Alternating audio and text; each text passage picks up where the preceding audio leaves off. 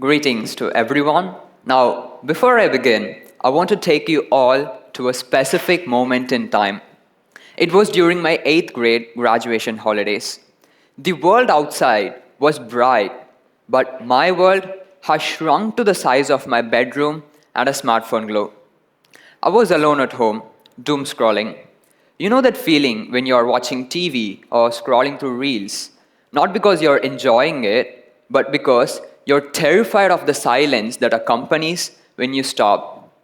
I felt I was slowly turning into a maniac, falling into a deep and downward spiral of depression and disillusionment. I felt the hours bleed into days, feeling completely out of control. It is ironic. Really, the very device that was fueling my anxiety became my lifeline.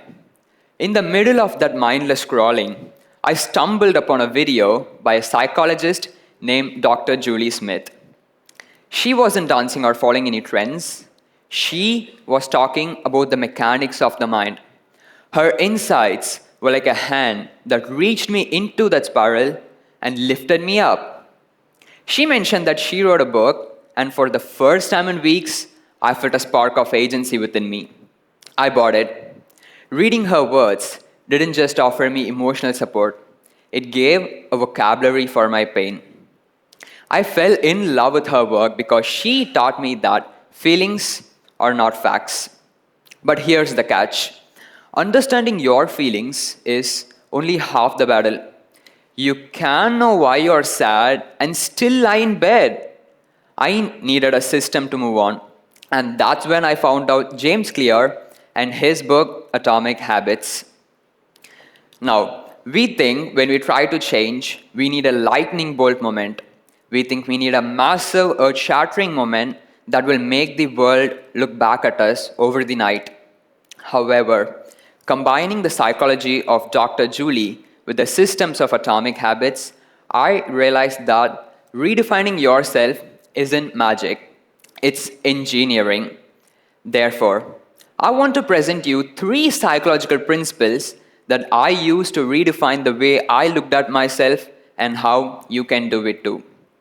Principle 1: the plateau of latent potential.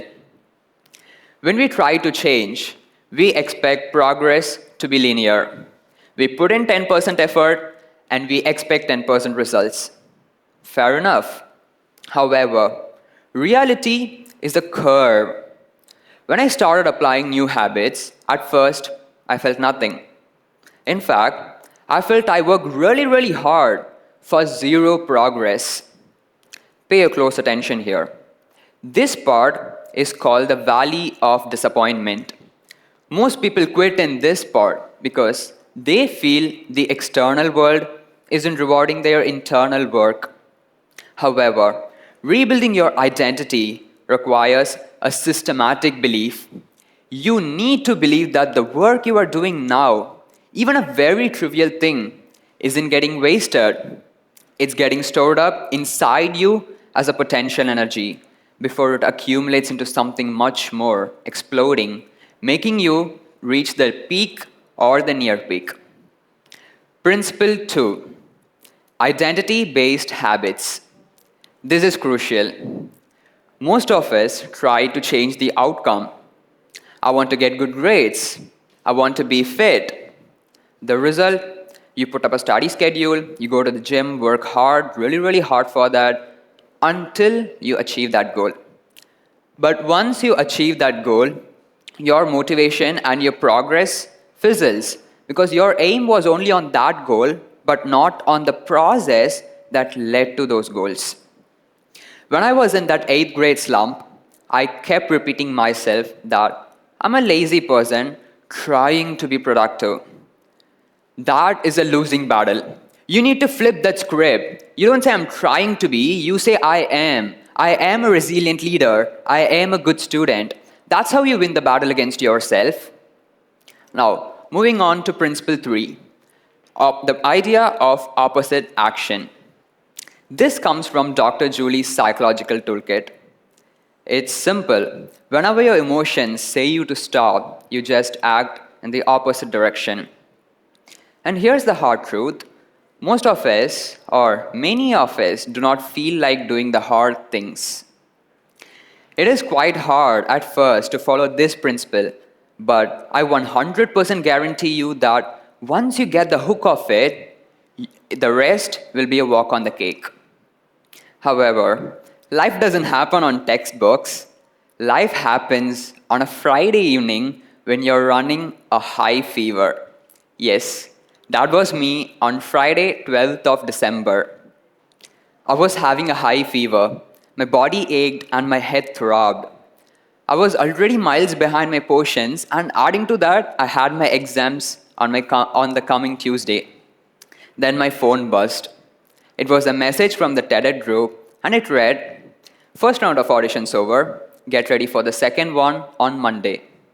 I had 2 days while being sick and failing to prepare for my exams. Every logical neuron inside my body said stop. My emotions said, "You're putting too much pressure. Better message the coordinator and back out." It would have been the easy choice. Moreover, it would have been the valid choice. And then the systematic habits from Atomic Habits kicked in. The opposite action from Dr. Julie triggered. I realized this is the test.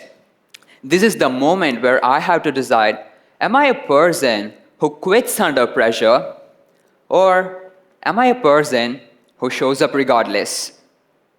Nonetheless, I chose the second. And looking back from this stage, I thank my previous self. Now, here's the fun part.